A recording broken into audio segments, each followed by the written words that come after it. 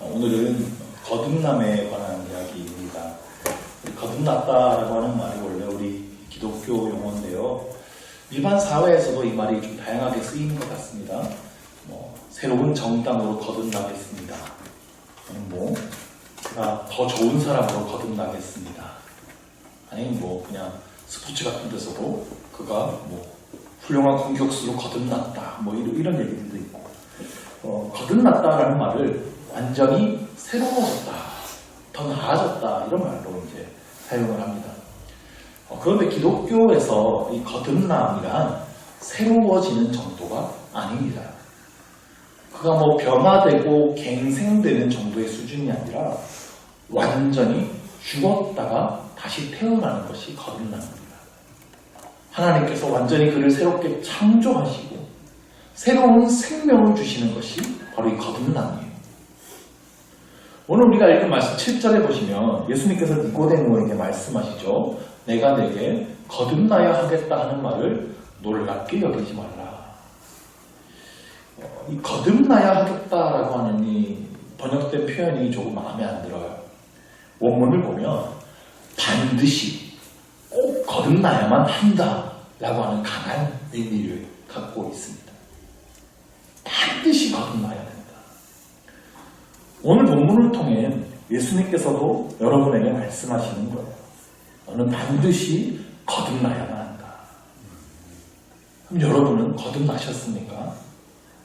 이 중요한 질문을 오늘 말씀을 통해 우리 자신에게 좀 던져볼 수 있어야 됩니다.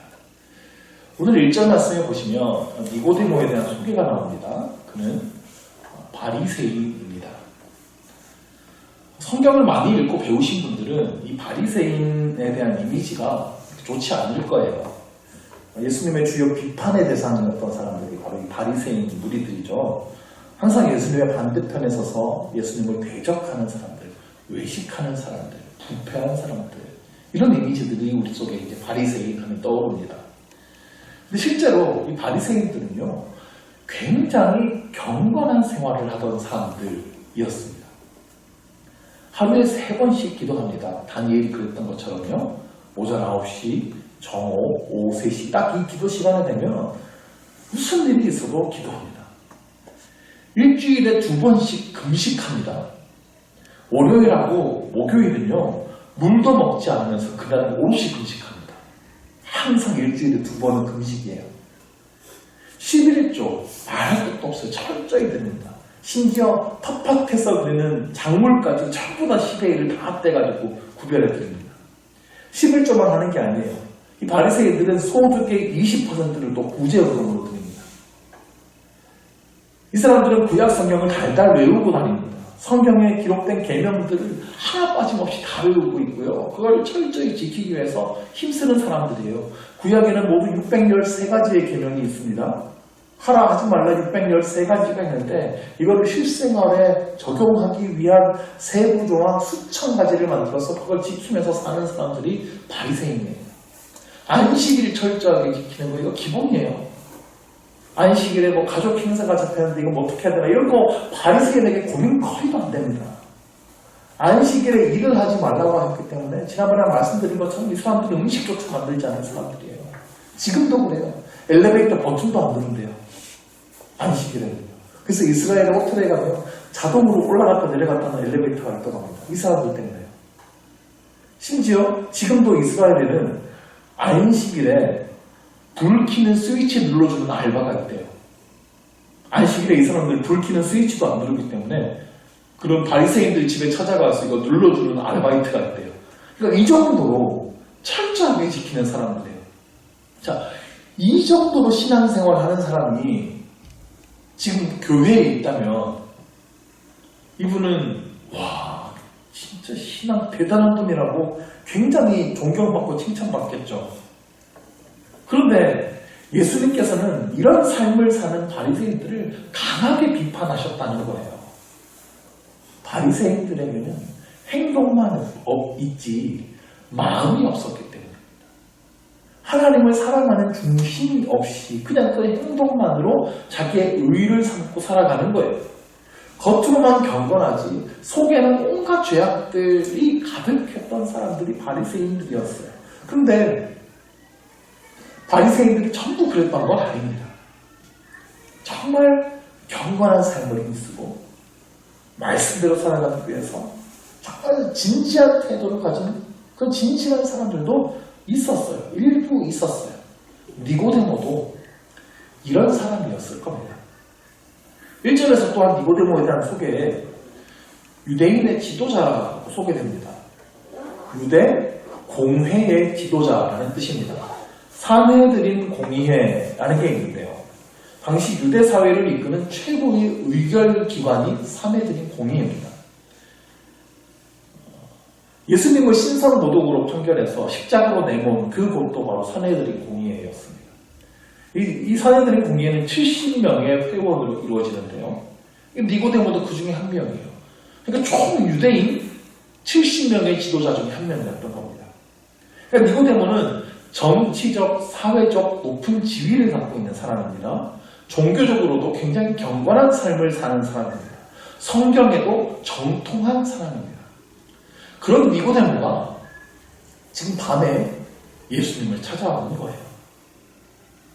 그의 사회적인 신분 때문에 사람들의 시선을 의식해서 밤에 찾아왔을 가능성이 높습니다. 니고데모가 예수님 찾아와서 이런저런 질문을 예수님께 하는 걸 사람들이 본다면 니고데모의 체면 깎이는 일일 수도 있겠다라는 생각이 들었을 수 있어요. 자, 그렇다면 예수님 안 찾아오고 말면 되잖아요.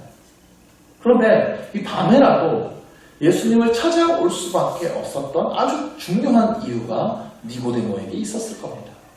니고데모가 예수님께 말하죠.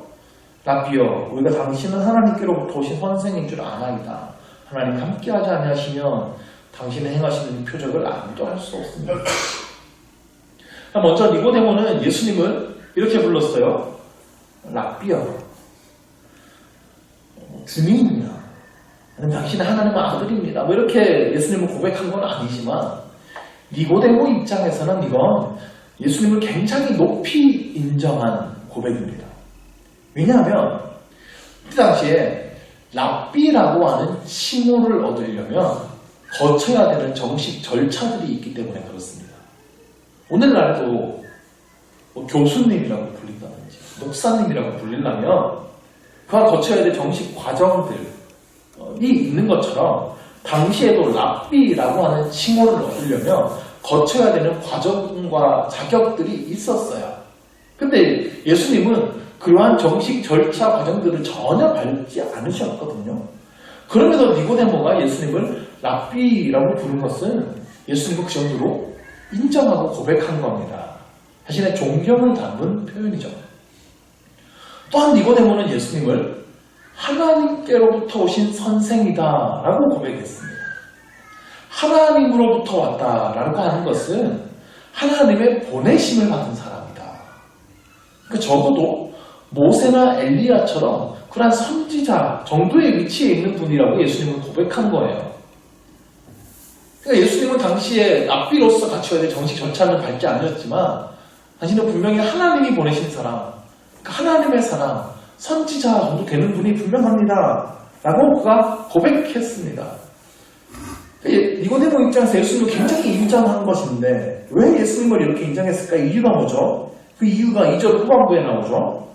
하나님이 함께 하시지 아니하시면 당신 행하시는 이 표적을 아무도 할 수 없습니다. 그러니까 예수님의 표적을 봤기 때문이에요.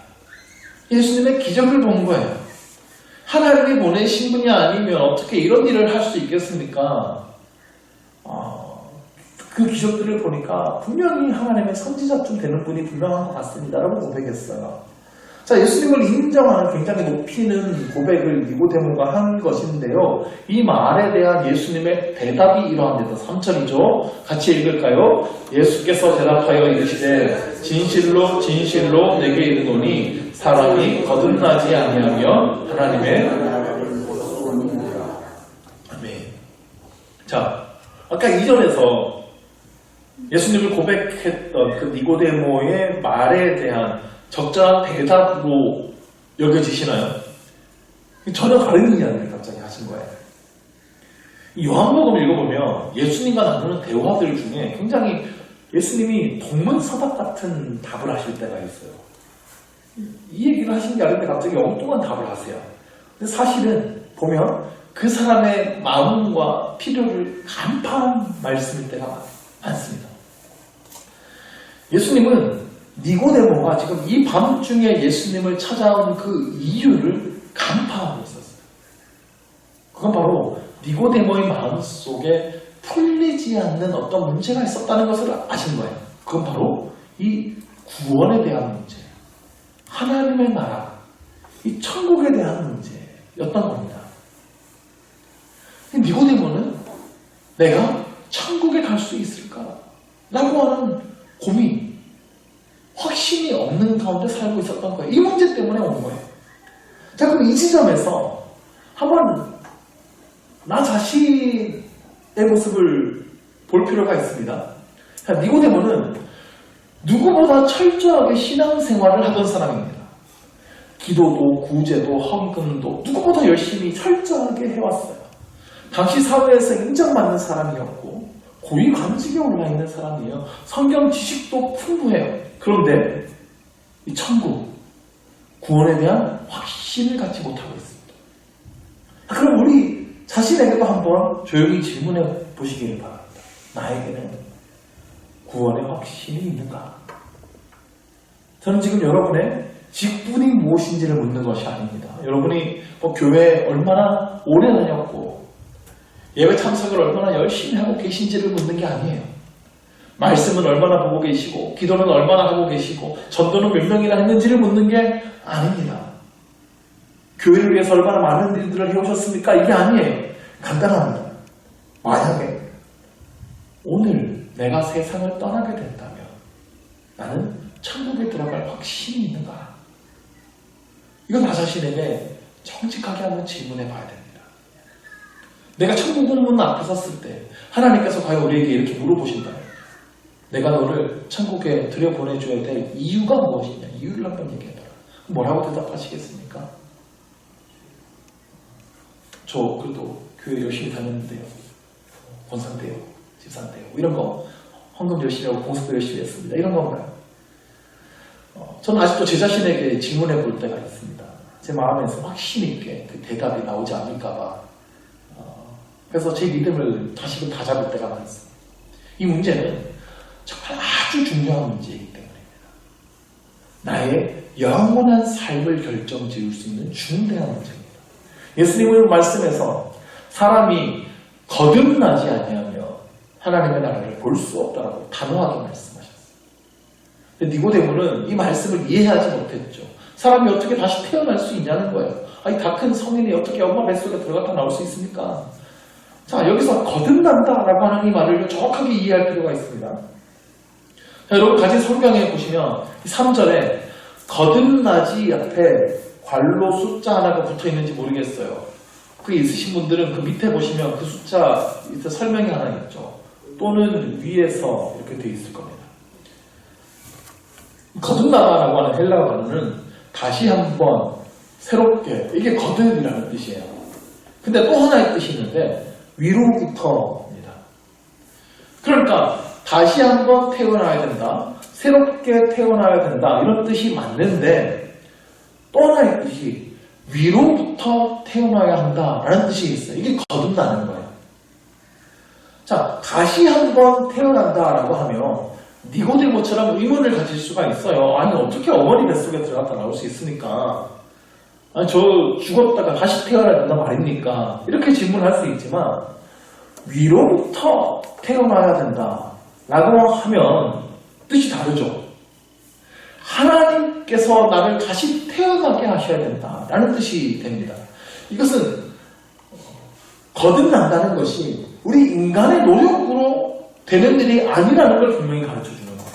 그러니까 내가 새로운 사람이 되기 위해서, 다시 태어나기 위해서 노력하는 수준이 아니라는 겁니다. 하나님으로부터 다시 태어나야 됩니다. 하나님께서 나를 새롭게 만들어주셔야 돼요. 그래서 하나님 안에서 이전에 나는 죽고 나는 이제 새로운 생명을 얻는 그 영적인 경험을 해야 한다는 것입니다. 예수님은 이 거듭남에 대해서 정확히 설명하시기 위해서 오늘 말씀에서 두 가지 보충 설명을 하셨어요. 하나는 물과 성령에 관한 것이고요. 또 하나는 바람에 대한 이야기입니다. 자, 먼저 5절입니다. 사람이 물과 성령으로 나지 아니하면 하나님의 나라에 들어갈 수 없느니라. 자, 아까 읽었던 3절하고 5절을 한번 비교해 보십시오. 다 같은데 거듭이라고 하는 부분에 물과 성령으로가 들어와 있죠. 자, 그러니까 거듭난다는 것은 물과 성령으로 거듭나는 겁니다. 맞죠? 네. 니고데모는 예수님의 이 말도 이해하지 못했습니다. 그래서 9절에서 니고데모가 어찌 그러한 일이 있을 수 있나이까 대답하죠.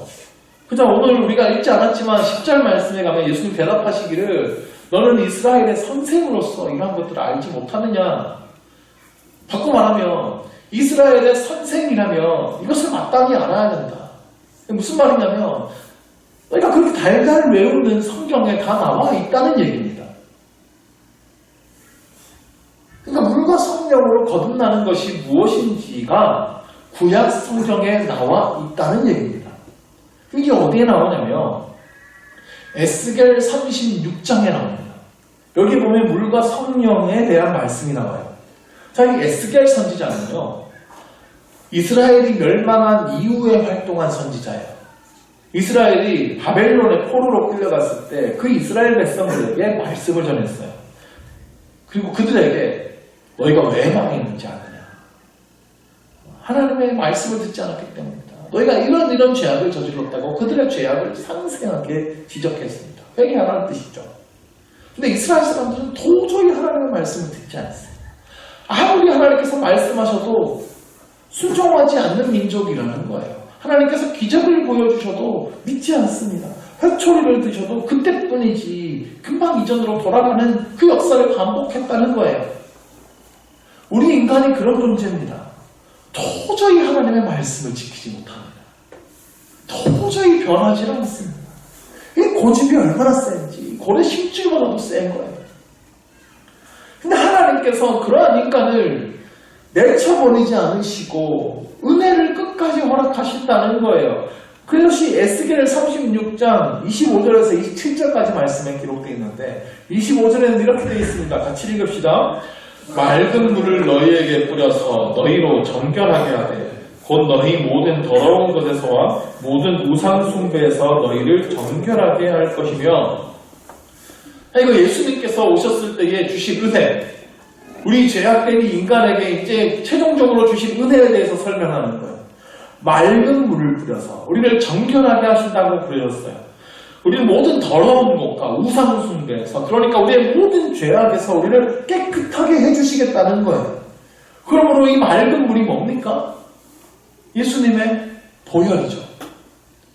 우리의 모든 죄를 씻어주시는 주님의 보혈을 맑은 물이라고 표현하는 거예요. 그러므로 물로 거듭난다는 것은 예수님의 보혈로 우리의 죄가 깨끗해지는 것, 이걸 믿는 것, 그게 거듭남입니다. 십자가에서 나의 죄를 대신해서 피를 흘려주셨어요. 그 피가 우리의 과거와 현재와 미래의 모든 죄를 깨끗하게 하셨습니다. 우리의 모든 죄의 대가를 대신 치르셨어요. 내가 지은 모든 죄 때문에 내가 벌을 받아야 되는데 예수님이 대신 다 벌을 받으셨어요. 그 완전한 용서, 예수님의 피가 나의 모든 죄를 용서해 주셨다는 것을 내가 믿는 것, 믿음으로 받아들이는 상태, 그것이 물로 거듭난 사람입니다. 이어서 에스겔 36장 26절 27절 말씀을 드렸습니다. 이것도 같이 읽읍시다. 또 새 영을 너희 속에 두고 새 마음을 너희 속에 두되 너희 육신에서 굳은 마음을 제거하고 부드러운 마음을 줄 것이며 또 내 영을 너희 속에 두어 너희로 내 율례를 행하게 하리니 너희가 내 규례를 지켜 행할지라. 아멘. 새 영을 우리에게 주시겠다고 하셨어요. 뒤에 27절에서는 내 영입니다. 즉 이건 하나님의 영, 성령입니다. 이 성령님이 우리 안에 있는 굳은 마음을 제거하고 부드러운 마음을 주시겠다라고 약속하셨어요. 굳은 마음이란 하나님의 말씀에 불순종하는 마음이에요. 그런데 부드러운 마음은 순종하는 마음이죠. 성령께서 내 안에 오시면 하나님께 불순종하던 그 마음이 떠나가고 말씀에 순종하는 마음이 들어와서 내가 하나님의 말씀을 지키며 살게 된다는 겁니다. 성령님을 우리 속에 두어 내 율례를 행하게 하겠다라고 말씀하셨습니다. 그러니까 성령께서 내 안에 오시면 우리 마음이 뜨거워지고 막 방언이 터져나오고 예언이 나오고 환상을 보고 이게 성령 충만의 본질이 아니고요. 물론 그런 것도 있지만 성령님께서 우리 안에 오시면 본질적으로 나타나는 변화는 우리 안에 불순종하던 마음이 떠나가고 하나님의 말씀을 지켜 행하는 마음이 와서 내가 말씀을 지키며 살 수 있게 되는 그겁니다. 그러므로 예수님은 우리의 죄만 씻어주시려고 이 땅에 오신 것이 아닙니다. 예수님의 보혈로 깨끗하게 씻겨진 우리의 마음에 성령님을 보내주시려고 오셨어요. 성령께서 우리 안에 오셔서 하나님의 말씀을 지켜 행하게 하십니다. 나는 하나님의 말씀을 지킬 수 없는 연약하고 완악한 존재지만 성령께서 내 마음속에 오시면 새 마음을 주세요. 말씀에 순종하는 마음을 주세요. 말씀을 지켜 행하게 돼요. 이게 성령으로 거듭난 사람이에요. 그러니까 거듭났다는 것은 내 죄가 용서받았어 라고 믿는 것 이것뿐만 아니라 한 단계 더 나아가서 내가 이제 성령의 충만함을 받고 말씀대로 살아가기 시작하는 것 이게 거듭남이에요. 예수님의 보혈로 내 죄가 용서받았다는 것을 믿는 사람 이 사람이 물로 거듭난 사람입니다. 내 안에 성령님으로 인해 말씀에 순종하며 살아가는 사람 이 사람이 영으로 거듭난 사람입니다. 이것을 더욱 분명하게 이해시키기 위해서 또 하나의 비유를 사용하셨는데 그게 오늘 요한복음 3장 8절 말씀입니다. 바람이 임의로 부네 내가 그 소리는 들어도 어디로 와서 어디로 가는지 알지 못하는 성령으로 난 사람도 다 그러느니라. 우리가 바람이 어떻게 불어오는지 우리가 알지 못합니다. 그 근원을 알지 못하죠. 우리 바람은 사실 우리 눈에 보이지 않습니다. 그렇죠? 바람은 볼 수 없죠. 근데 바람이 부는 것을 우리가 알 수 있고 느낄 수 있는 거예요. 바람에 휘날리는 저 나뭇가지들을 보면서 아 바람이 부는구나 볼 수 있고 내 몸에 불어오는 그 세찬 바람을 우리가 분명히 느낄 수 있죠. 성령으로 거듭났다라고 하는 것도 마찬가지라는 겁니다. 내가 어떻게 성령을 받게 됐는지 성령께서 어떻게 내 안에 오셨는지 내가 어떻게 말씀을 따라 살아가게 되었는지 그렇게 거듭나게 되었는지 우리가 알지 못합니다. 근데 내 안에 성령님이 계시다는 사실은 내가 확신할 수 있어요. 성령님이 아니고는 내가 이렇게 변할 수가 없어요. 성령님이 아니고는 이렇게 내가 예배 자리에 나와 앉아있을 수가 없어요. 성령님이 아니고는 내가 이렇게 말씀을 듣고 깨달아질 수가 없어요. 성령님이 아니고는 내가 이렇게 자꾸 말씀에 부담을 느끼고 말씀대로 살아가야 되겠다는 그 마음들이 들 수가 없는 거예요. 사람들이 보기에도 마찬가지예요. 그가 변화되었다는 확실한 증거들이 보이는 거예요. 저 사람이 어떻게 저렇게 변했지? 저런 사람이 아니었는데. 이런 것들이 성령으로 거듭난 사람에게서 보이는, 찾을 수 있는 그런 증거라는 겁니다. 그러면 다시 묻겠습니다. 여러분은 물로 거듭나셨습니까? 예수님께서 나의 죄를 다 용서하셨다는 사실을 확신하십니까? 혹시 내 죄가 다 용서받은 게 맞는지 불안하다면 다시 한번 점검해 봐야 되고 은혜가 필요합니다. 여러분의 성령 속에는 성령님이 계십니까? 여러분에게는 성령으로 인해 변화된 모습들이 있으십니까? 성령께서 오늘도 나를 말씀을 따라 변화시키고 계시고 살아가게 하신다는 것을 체험하고 계십니까? 여러분, 세상 사람들은요, 사람은 절대 변하지 않는다. 머리 감아지 무슨 거두지도 말라고. 이게 사람은 변하는 존재가 아니다. 이렇게 얘기하는데 이건 거짓말에 속지 마십시오. 물과 성령으로 거듭난 사람은 변화될 수밖에 없습니다. 반드시 변하게 되어 있습니다. 변하지 않고는 견딜 수가 없어요. 그래서 오늘은 우리가 이 질문을 우리 자신에게 진지하게 던져봐야 됩니다. 내가 물과 성령으로 거듭났는가? 이 질문에 대해서 내가 확신할 수 없다면 이 시간 정말 해결받기를 원합니다. 이건 우리의 노력으로 되지 않아요. 신앙생활, 종교생활 열심히 한다고 되는 게 아닙니다.